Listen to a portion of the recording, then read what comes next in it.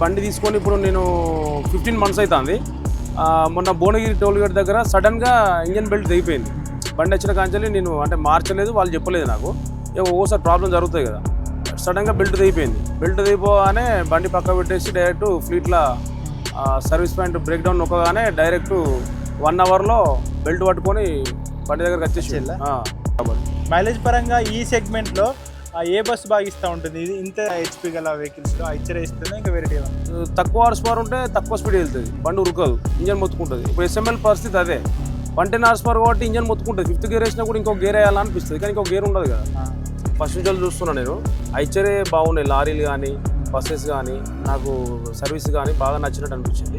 కొంచెం తీసుకొని చూద్దామని ఫస్ట్ ఒకటి తీసుకున్నా, తర్వాత నచ్చి మళ్ళీ ఇంకొకటి తీసుకున్నా. అందరికీ నమస్కారం, నా పేరు అరవింద్. ఈరోజు మేము ముందుకైతే ఐచర్ 30 seater AC బస్సును అయితే తీసుకురావడం జరిగింది. అన్నున్నాడు గత 18 సంవత్సరాల నుంచి వరంగల్లో ఉండి టూర్స్ అండ్ ట్రావెల్స్ బిజినెస్ అయితే చేస్తూ ఉన్నాడు. అన్నడిగైతే వెహికల్ పర్ఫార్మెన్స్ ఏ విధంగా ఉంది, టూర్స్ అండ్ ట్రావెల్స్ బిజినెస్ ఏ విధంగా ఉంది అని అయితే పూర్తి డీటెయిల్స్ అయితే అన్నడికి తెలుసుకుందాము. నమస్తే అన్న. నమస్తే అన్న, మీ పేరు? బొమ్మినేని రాజేంద్ర రెడ్డి. అన్న, మీరు ఈ ఐచర్ బస్ ఎప్పుడు తీసుకున్నారన్న? ఇది తీసుకొని మనకు ఇప్పుడు 1.5 years అవుతుంది. ఓకే, మీకు ఐచర్ బస్సులు ఎన్ని ఉన్నాయి? నాకు 2 బస్సులు ఉన్నాయి. 2 ఉన్నాయి. ఓకే, మార్కెట్లో చాలా బస్సెస్ ఉండగా టాటా ఉంది, లేలాండ్ ఉంది, SML, అవన్నీ కాకుండా ఐచర్ ఎందుకు తీసుకున్నా? నేను అంతకుముందు SML వాడినా. ఓకే, SML వాడితే నాకు కొంచెం సర్వీస్ నచ్చలేదు, ప్లస్ బండి కూడా ఊకే మెయింటెనెన్స్ రావడం, అట్లా AC బెల్ట్లు లేకపోవడం, అలాంటి ఇబ్బందులు ఉండి నేను ఇక అద్దనుకొని అమ్మేసుకున్నా. అమ్మేసి మళ్ళీ నేను ఐచర్ బస్కు రావడం జరిగింది. ఇక టాటా ఇట్లా అవన్నీ చూసిన, టాటా కూడా అంత పెద్దగా ఏం లేదు, నార్మల్ వింగర్ వాడితేనే కొంచెం సతాయిస్తే ఇక వాళ్ళకు అది కూడా అమ్మేసుకున్నా. నెక్స్ట్ వచ్చేసి ఇక అంతకుముందు టెంపో ఇవన్నీ మంచిగా ఉండే. ఇక మెయిన్ అంటే అశోక్ లీలాండ్కి పోతే, అశోక్ లీలాండ్లో కూడా బండి ఓకే, కానీ అంత నాకు బాడీ నచ్చలేదు. ఓకే, ఇక డైరెక్ట్ నేను ఐచర్కి వెళ్ళిపోయినా. ఎందుకంటే ఈ మధ్యకాలంలో మొత్తం, ఈ మధ్యకాలం అంటే కాదు, ఫస్ట్ నుంచి చూస్తున్నా నేను, ఐచరే బాగున్నాయి. లారీలు కానీ బస్సెస్ కానీ నాకు సర్వీస్ కానీ బాగా నచ్చినట్టు అనిపించింది. కొంచెం తీసుకొని చూద్దామని ఫస్ట్ ఒకటి తీసుకున్నా, తర్వాత నచ్చి మళ్ళీ ఇంకొకటి తీసుకున్నా. ఫస్ట్ ఎన్ని సీటర్లో తీసుకున్నా? ఫస్ట్ నేను 29+1 తీసుకున్నా. 29+1. ఓకే, అది ఏసీ నాన్ ఏసీ 2 విధాలుగా 2 విధాలు వాడుకోవచ్చు. అది స్లైడింగ్ గ్లాస్ ఉంటుంది, రన్నింగ్ గ్లాస్ అంటారు, కానీ అది తీసుకున్నా. ఫస్ట్ అది తీసుకున్న తర్వాత అది నాకు కానీ పర్ఫార్మెన్స్ బాగా నచ్చింది. మైలేజ్ కానీ బండి ఉరకడం కానీ ఇలాంటి మెయింటెనెన్స్ రాలేదు. ఓకే, ఇలాంటి మెయింటెనెన్స్ రాలేదు, ఎక్కడ ఇబ్బంది పెట్టలేదు. ఓన్లీ జస్ట్ గ్రీసింగ్ కొట్టుకున్నామా, బండి నడుపుకున్నామా అనేది ఉండే. ఊకే చూడడం, ఈ కోడ్లు వచ్చడం, ఈ మధ్య బిఎస్సి వచ్చిన కానీ నాకు ఇంజన్ కోడ్స్ వస్తూ ఉంటాయి కదా, అలాంటి కోడ్స్ అనేటి బండి ఆగిపోవడం అనేది ఇప్పుడు జరగలేదు. డైరెక్ట్ తీసుకున్న కాంచెలు నేను ₹1 కూడా పెట్టలేదు దానికి, ఓన్లీ గ్రీస్ కొట్టించుకోవడం, బండి నడుపుకోవడం. ఎన్ని కిలోమీటర్లు నడిచిందన్న బస్సు? అది ఇప్పుడు ప్రజెంట్ 85,000 కిలోమీటర్ తిరిగింది. ఓకే, ఈ బస్సు ఎన్ని కిలోమీటర్లు? ఇది 65,000కి వచ్చింది. 65. ఓకే, అది తీసుకున్నాక అది ఏ ఇయర్లో తీసుకున్నారు? అది 2024లో తీసుకున్నా, ఇది 25లో తీసుకున్నా. దీనికి ఒక 9 months డిఫరెన్స్తో తీసుకున్నా. ఓకే, ఆ వెహికల్ ప్రైస్ ఎంత పడింది అన్న మీకు? అది నాకు 34 lakhs పడింది. 34. మళ్ళీ ఏమైనా ఎక్స్ట్రా ఫిట్టింగ్స్? ఎక్స్ట్రా ఫిట్టింగ్ అంటే ఇక టీవీ, MP3 ప్లేయరు, ఇది అన్ని కామన్. ఇక కటన్స్ కానీ, డిక్కీ స్పేస్ కానీ ఇవన్నీ మళ్ళీ బయట చేయించుకున్నా. మళ్ళీ ఒక 150 ఖర్చు వచ్చింది. ఓకే, ఇది ఎంత పడింది అన్న? ఇది నాకు 3750 పడ్డది. 3750. ఓకే, 3750 పడ్డది. దీనికి కూడా సేమ్ MP3 ప్లేయర్ కానీ ఇవన్నీ ఏమి ఉండవు, టీవీ ఇట్లా అన్ని మళ్ళీ బయట ఎక్స్ట్రా ఫిట్టింగ్. కాకపోతే ఏంటంటే SMLకును దీనికి పోల్చుకుంటే దాని SML హార్స్ పవర్ 110 horsepower ఉంటుంది, దీనికి 160 ఉంటుంది. ఈ బండికి, ఈ ఫుల్ గ్లాస్ AC బండికి. అది ఫస్ట్ కొన్న బండికి 140 horsepower ఉంటుంది. ఇది AC బాగా వస్తుంది వాటన్నిటికన్నా, ఎందుకంటే హార్స్ పవర్ పెద్దది కాబట్టి తొందర కూల్ కావడం నెంబర్ 1 ఉంటుంది అన్నట్టు. ఇప్పుడు హార్స్ పవర్ ఇప్పుడు 140కి 160 చూసారు కదా, ఓన్లీ ఏసీలోనే డిఫరెన్స్ ఉంటుందా? పవర్లో మూవ్మెంట్లో కూడా డిఫరెన్స్ ఉంటుంది. హార్స్ పవర్ కరెక్ట్గా ఉంటేనే మన బండి పికప్ అనేది దేనికైనా, మనకు ఏసీ కానీ రన్నింగ్ కండిషన్ కానీ ఏదైనా హార్స్ పవర్ బట్టే కదా మనం మూవ్ అయ్యేది. తక్కువ హార్స్ పవర్ ఉంటే తక్కువ స్పీడ్ వెళ్తుంది, బండి ఉరకదు, ఇంజన్ మొత్తుకుంటుంది. ఇప్పుడు SML పరిస్థితి అదే, 110 horsepower కాబట్టి ఇంజన్ మొత్తుకుంటుంది. 5th గేర్ వేసినా కూడా ఇంకో గేర్ వేయాలనిపిస్తుంది, కానీ ఇంకో గేర్ ఉండదు కదా, అది ప్రాబ్లం. Okay, okay, okay. ఇది అట్లా కాదు, డైరెక్ట్ టాప్ గేర్ వేసినామంటే స్మూత్గా వెళ్ళిపోతూనే ఉంటుంది. ఓకే అన్న. మళ్ళీ 60,000కి ఒకసారి ఆయిల్ చేంజ్, 60,000. 60,000 కిలోమీటర్స్కు. అప్పటిదాకా రూపాయి పెట్టాల్సిన అవసరం లేదు, ఓకే. ఓన్లీ గ్రీసింగ్ అంతే. బండికి ఏ కోడ్, ఒకవేళ ఏదైనా ఫర్ ఎగ్జాంపుల్ ఒక కోడ్ వచ్చినా కూడా మనకు బండిలో డిస్ప్లేలో మనం కోడ్ సెట్టింగ్ చేసేది ఉంటుంది సిస్టమేటిక్. అలా సిస్టంలో పోయి మనం సెట్ చేసుకోవచ్చు, క్లియర్ అయిపోతాయి అప్పుడు మనం ఎమర్జెన్సీ మనం. ఓకే ఓకే అన్న. తర్వాత మామూలుగా మీరు బస్సెస్ అంటేనే వెళ్తూ ఉంటారు కదా, ఏమైనా రిపేర్ ఎక్కడికైనా వెళ్ళినప్పుడు వస్తే సర్వీస్ ఎలా ఉంటుంది, ఐచర్ సర్వీస్ ఎలా ఉంటుంది అన్న? ఇప్పుడు ఎస్ఎంఎల్, అశోక్ లీలాండ్, బెంజు వీటితో పోల్చుకుంటే 99% 1% ఇది బండి ఐచర్ బెస్ట్. ఓకే, ఎలా అంటారు? ఎలా? అది ఏంటంటే ఇప్పుడు మనకి ఆల్ ఓవర్ ఇండియాలో ఇవి ఎక్కడ నేషనల్ హైవేల మీద ఏ మూలకు పోయినా కూడా, నేను తిరిగిన స్టేట్లల్లో ప్రతి దిక్కుల హైవే మీదనే ఐచర్ షోరూమ్ ఉంటుంది, సర్వీస్ పాయింట్ ఉంటుంది. మళ్ళీ మీకు యాప్లో కూడా ఫ్లీట్ యాప్ ఉంటుంది ఆ ఐచర్ది, అది ఓపెన్ చేసుకుంటే మన బండి బ్రేక్ డౌన్ అయినా అందులో కొడితే మెకానిక్ డైరెక్ట్ బండి ఎక్కడ ఉన్నదో లొకేషన్ చూసుకొని వచ్చేస్తాడు డైరెక్ట్. మనం ప్రాబ్లం చెప్పాల్సిన అవసరం లేదు, బ్రేక్ డౌన్లో కొట్టేస్తే డైరెక్ట్ బండి కాడికి వచ్చేస్తాడు ట్రక్ పట్టుకొని. అదే ఆ ఫెసిలిటీ వేరే కంపెనీలో లేదు, ఎస్ఎంఎల్ కానీ అశోక్ లీలాండ్ అంత ఫెసిలిటీ లేదు. మళ్ళీ ఇవి ఉన్నట్టు సర్వీస్ పాయింట్లు ఆ కంపెనీ వాళ్ళకి లేదు. నేను అది గమనించుకొని ఈ బండి కొన్నా. ఇంతవరకు ఏమైనా అలాంటి చిన్న చిన్న రిపేర్స్ కానీ పెద్ద రిపేర్స్ ఏమైనా వచ్చాయి? పెద్ద రిపేర్స్ ఏం రాలేదు, కాకపోతే రీసెంట్గా ఈ బండి తీసుకొని ఇప్పుడు నేను 15 months అవుతుంది. మొన్న భువనగిరి టోల్ గేట్ దగ్గర సడన్గా ఇంజన్ బెల్ట్ తెగిపోయింది. బండి వచ్చిన కాంచెల్లి నేను అంటే మార్చలేదు, వాళ్ళు చెప్పలేదు నాకు. ఒక్కోసారి ప్రాబ్లం జరుగుతాయి కదా, సడన్గా బెల్ట్ తెగిపోయింది. బెల్ట్ తెగిపోగానే బండి పక్క పెట్టేసి డైరెక్ట్ ఫ్లీట్లో సర్వీస్ పాయింట్ బ్రేక్ డౌన్ నొక్కగానే డైరెక్ట్ 1 hourలో బెల్ట్ పట్టుకొని బండి దగ్గరకు వచ్చేసి ట్రాకింగ్ చూసుకొని వచ్చేస్తారు బండి ఎక్కడ. మనం ఇక్కడ పలానా కాడు ఉన్నాం ఇవన్నీ చెప్పాల్సిన అవసరం లేదు, మాకు ఒక కోడ్ వస్తుంది దీనికి. ఆ కోడ్ కూడా మనం వాళ్ళు వచ్చిన తర్వాతనే చెప్పాలి. వాళ్ళు ఆ ట్రాక్ చూసుకొని డైరెక్ట్ వచ్చేస్తారు, బండి కాడికి వచ్చేస్తారు. డౌట్ ఉంటే కాల్ చేస్తారు. అంటే మీరు బెల్ట్ తెగిపోయిందని అందులో మెసేజ్ చేసేసినాం. మెసేజ్ చేసి ఇన్ఫార్మ్ చేసినాం, డైరెక్ట్ బండి కాడికి వచ్చేసిండు. బండి కాడికి వచ్చి సర్వీస్ చేసి వెళ్ళారు. సర్వీస్ చేసి వెళ్ళిపోయిండు. సర్వీస్ చేసినాక కోడ్ చెప్పారా మీరు? ఓటీపీ చెప్పాలి. ఓటీపీ చెప్తే అప్పుడు క్లైంట్ క్లియర్ అయిపోయినట్టు. మనం ముందే ఓటీపీ చెప్పినాం అనుకో అది క్లియర్ కానట్టు, వాళ్ళు వెళ్ళిపోతారు. మధ్యలో వెళ్ళిపోయినా అనుకో కొంతమంది మోసం చేస్తాను. అలాంటివి జరగకుండా ఉండాలంటే మనం ఏ కోడ్ చెప్పొద్దు, మనకు వచ్చిన కోడ్ చెప్పకూడదు. వాళ్ళు మధ్యలో చెప్పమని కాల్ చేస్తారు, చేస్తే చెప్పొద్దు మనం. వాళ్ళు రాలేక ఒక్కొక్కసారి కూడా కోడ్ చెప్పండి. మన ఏమైనా ఆన్లైన్ ఆర్డర్స్ ఉంటాయి కదా డెలివరీకి, అట్లా మనం చెప్పకూడదు. బండి దగ్గరకు వచ్చినాకనే పని అయిపోయిన తర్వాత చెప్పాలి. పని అయిపోయినాక పేమెంట్ కూడా అక్కడే, పేమెంట్ కూడా అక్కడనే ఆన్ ది స్పాట్ మనం పే చేసేయాలి. ఏమన్నా మనకు వారంటీలు అయితే వారంటీలు చేస్తారు, వారంటీ లేని ఏమైనా ఉంటే ఛార్జెస్ పడి ఉంటే ఛార్జెస్ పడతాయి. ఓకే. ఇప్పుడు మరి ఎంత సమయంలోపు చేశారు మీ దగ్గర? నాకు 1 hourలో కంప్లీట్ అయిపోయింది. నా బండి భువనగిరిలో ఉన్నది, వాళ్ళ work shop LB Nagar, Hyderabad LB నగర్లో ఉన్నది. ఆడికి ఎంత లేదన్నా ఒక 70 kilometers ఉంటుంది. 70 kilometers 1 hourలో వచ్చేసి బెల్ట్ ఎక్కిచ్చేసి వెళ్ళిపోయింది. ఓకే ఓకే అన్న. తర్వాత ఈ వెహికల్ మైలేజ్ ఎలా ఇస్తుందన్న మామూలుగా?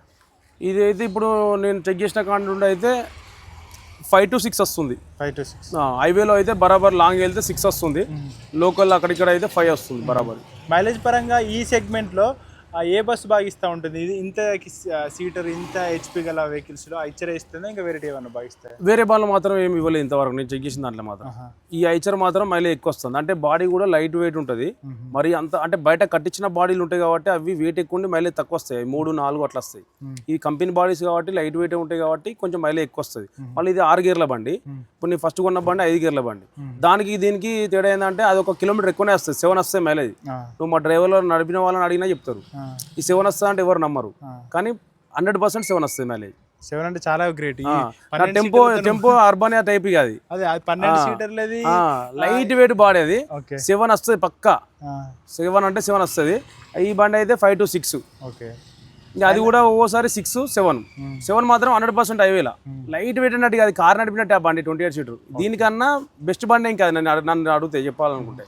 అయితే ట్రక్స్లలో కూడా కస్టమర్స్ ఏంటిది మైలేజ్ మంచిగా వస్తుంది, సర్వీస్ ఎక్కువ ఇబ్బంది పెట్టదని తీసుకుంటాం. అవును, అది మాత్రం 100%. ఓకే ఓకే అన్న. తర్వాత పవర్ పికప్ ఎలా ఉంటుందండి వెహికల్? పికప్ మాత్రం సూపర్ ఉంటుంది. ఈ 80 speed లాకే కానీ పవర్ మోడ్ లేచి పెట్టి కొడితే బండి 100-120 పోతుంది బండి హైవేలా, మస్తు పోతుంది. ఓకే ఓకే అన్న. తర్వాత ఇది మామూలుగా మీరు టూర్స్ అండ్ ట్రావెలర్స్కి వెహికల్స్ మీరు పంపిస్తూ ఉంటారు కదా, అవును. పర్ కిలోమీటర్కి ఎలా ఛార్జ్ చేస్తూ ఉంటారండి? ఇదే మనకు 20 seater నుండి 30 seater వరకు ఏ బండి అయినా కూడా మనం 45 rupees AC per kilometer. Okay. ఇక మిగతా టోల్స్ పార్కింగ్ ఇంట్రెస్ట్ ట్యాక్స్ అంతా మొత్తం కస్టమర్ పే చేసుకోవాలి. Customer pay. ఆ డ్రైవర్ భత్తా మళ్ళీ దీనికి కూడా అలా ఉంటుంది, డైలీ 1000 రూపీస్ ఉంటుంది. ఇక 30 సీటర్కు పైన వెహికల్స్ అంటే 40 అట్లా పోతే అది ఇక 55-60 రూపాయలు కిలోమీటర్ ఉంటుంది. Okay okay. ఇప్పుడు మీరు తీసుకున్నప్పుడు ఎంత డౌన్ పేమెంట్ కట్టారు, తర్వాత మిగతాది ఫైనాన్స్ ఎట్లుందన్న? నేను దీనికి తీసుకున్నప్పుడు వచ్చేసి 7 lakhs డౌన్ పేమెంట్ కట్టిన, మిగతాదంతా లోనే. మిగతా అంతా ఓకే. మరి ఇంతకుముందు ఎస్ఎంఎల్ ఉండే అన్నారు కదా, అందులో ఏం ప్రాబ్లం ఉండే అన్న? అది ఏమైనా బెల్టులు తెగిపోవడం, బెల్టులు లూజ్ కావడం, డైనమో బెడ్ ఊడిపోవడం, ఇలాంటి ప్రాబ్లం ఉండదు రెగ్యులర్గా. ఇక అందుకే అది నాకు నచ్చక తీసేసిన. ఓకే. ఇది తీసుకున్న వరకు అయితే ఓకే. ఇప్పటి వరకు అయితే నేను ఇది తీసుకొని 1.5 year అవుతుంది, అది తీసుకొని దాదాపుగా 2 years వస్తుంది. ఇప్పటి వరకు దానికి ఏం ప్రాబ్లం రాలేదు, దీనికి ఏం ప్రాబ్లం రాలేదు. 2 బండ్లు కొత్తయే బరాబర్ నడిచినాయి. గ్రీసింగ్ కొట్టుకోవడం, బండి నడుపుకోవడం, ఆయిల్ చేంజ్ చేసుకోవడం, అంతే తప్ప బయట ఈ ప్రాబ్లం అయింది, ఇది పోయింది, అది పోయింది అని ఎక్కడ స్పేర్ కొనేయడం కానీ అలాంటి అయితే ఏ హైవేలో ఎక్కడ పోయినా కూడా జరగలేదు ఇప్పటి వరకు అయితే. ఒకసారి బెల్ట్ తెగిపోతే వేసిన అంతే. ఇక తర్వాతకి మించి ఏం రాలే. మళ్ళీ నీకు ఆయిల్ చేంజ్ పోయినా కూడా సర్వీస్లో నీకు 13,000 కన్నా బిల్ ఎక్కువ కాదు. మెయింటెనెన్స్ 60,000 కిలోమీటర్కి ఒక్కసారి 13,000 బిల్ అవుతుంది, అంతకన్నా ఎక్కువ కాదు. గేర్ ఆయిల్ ఎప్పుడు చేంజ్ చేయాలి? అవన్నీ ఒక 1,50,000 2 lakhs అట్లా మనకి సర్వీస్ ఉంటుంది, లిమిట్స్ ఉంటాయి. ఆ లిమిట్స్ ప్రకారంగా మార్చుకోవాలి. చాలా కిలోమీటర్స్ ఇస్తాడు, అంత ఈజీగా తొందర 10,000 కిలోమీటర్కు 20,000 కిలోమీటర్కు మార్చడం అనేది ఉండదు. మనకి ఇంజన్ ఆయిలే 60,000 అంటే చూడు. అవునవును, ఇంజన్ ఆయిల్ 60 అంటే అది 150 ఉంటుంది అట్లా. తర్వాత ఇప్పుడు కొత్తగా ఎవరైనా బిజినెస్లోకి దిగాలి అనుకునే వాళ్ళకి మార్కెట్ ఎలా ఉందని చెప్తారన్న? మార్కెట్ అయితే ప్రస్తుతం ఉన్న పరిస్థితుల్లో మార్కెట్ చాలా ఘోరంగా ఉన్నది. ఓనర్లు, డ్రైవర్లు అందరూ చాలా ఇబ్బందులు పడుతూనే ఉన్నారు. వాటికి ట్యాక్సీలకు, ఇన్సూరెన్స్లకు సరిపోతలేవు అమౌంట్. మస్తు డల్ అంటే ఫుల్ ఘోరంగా డల్గా ఉన్నది మార్కెట్. ఇప్పుడున్న పొజిషన్లో కొత్త వాళ్ళు ఫీల్డ్కి రావడం వేస్ట్, పాత వాళ్ళే బండ్లు అమ్ముకుంటారు ఉన్న పరిస్థితులలో. కాబట్టి కొత్త వాళ్ళకైతే నేను బండి కొనదానే చెప్తా. ఒకటి ఏంటంటే, అంటే నేను కొంచెం యాడ్ చేయాలి అని అనుకున్నది ఏంటంటే, ఫస్ట్ ఎకనామీ డబ్బులు అనేది మనుషుల దగ్గరికి వస్తేనే వాళ్ళు టూర్స్, ట్రావెలింగ్ ఎటైనా పోవాలనుకుంటారు. అవును, మనీ అనేది ఫ్లో లేదు. ఫస్ట్ ఫ్లో లేదు మార్కెట్లో, అదే కదా ప్రాబ్లం. మార్కెట్లో ఫ్లో లేదు కాబట్టి అందరూ ఎందుకు వెళ్దాం, లేవు డబ్బులు లేవు కదా. అది అసలు మ్యాటర్. అసలు డబ్బులు లేవు, బిజినెస్ లేదు, ఎవరి దగ్గర రొటేషన్ అనేది లేదు. ఒక 1 year నుండి రొటేషన్ లేదు అసలు. ఒక 5-10 వేలు కూడా బయట మార్కెట్లో పుట్టడం లేదు, అంత ఘోరంగా ఉన్నది. క్రిటికల్ పొజిషన్లో ఉన్నది మార్కెట్. కొత్తగా తీసుకోవాలనుకునే వాళ్ళు ఈ ఫీల్డ్కి రాకపోవడమే బెస్ట్. ఓకే అన్న, ఒకసారి లోపల చూపిస్తారన్న వెహికల్ లోపల. ఇది 6 gears సంబంధించింది అన్న? 6 gears. ఓకే. డెఫ్ ఆయిల్ ఎన్ని లీటర్ల, ఎన్ని కిలోమీటర్కి ఒకసారి మార్చు? ఇది ఒక 20 లీటర్ డబ్బా మనకు 2,000 కిలోమీటర్కి ఒకసారి 2,000 కిలోమీటర్ తిరుగుతుంది మనకు ఒక 20 లీటర్ డబ్బా. సెమీ స్లీపర్, ప్రతి సీట్కు ఏసీ వింగ్ ఉంటుంది. ఏసీ వింగ్స్ ఉంటాయి, 2 ఉంటాయి.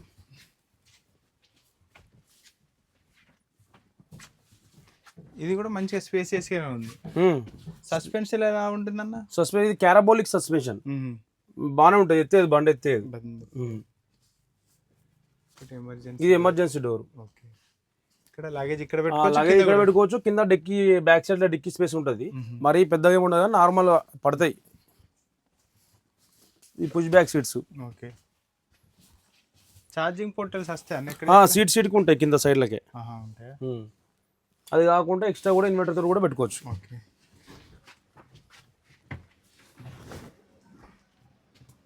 ఇన్సూరెన్స్ ఎలా ఉంటుందన్న దీనికి? ఇప్పుడు ఇన్సూరెన్స్ ఎలా కట్టాలి మీరు?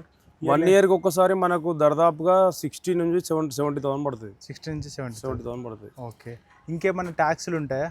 మన క్వార్టర్ ట్యాక్స్ ఉంటుంది.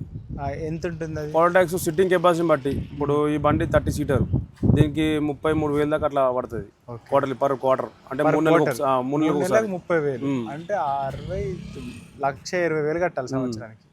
అట్లా 2 లక్షల వరకు ఇవే ఉన్నాయి మనకు. అసలు ఇప్పుడు మెయింటెనెన్స్ వెళ్ళడం కష్టం అవుతుంది ఇప్పుడున్న పొజిషన్ మార్కెట్ కు. 2 లక్షలు ఇవి కట్టాలి. ఈఎంఐ ఎంత కట్టాలండి మీరు?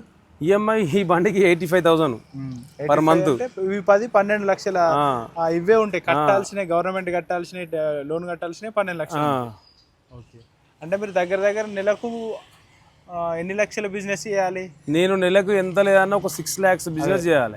6 lakhs చేస్తే 3 lakhs వీటన్నిటికి పోయినా కూడా 3-4 lakhs వీటన్నిటికి పోయినా కూడా నాకు ఒక 2 lakhs అయినా కనీసం 1 lakh మిగిలినా కూడా మేము గ్రేటే అవును. ఇప్పుడున్న సిచ్యువేషన్కు. కానీ అంత లేదు, మొత్తం ఇంకా నష్టమవుతుంది కానీ లాభం ఏం లేదు.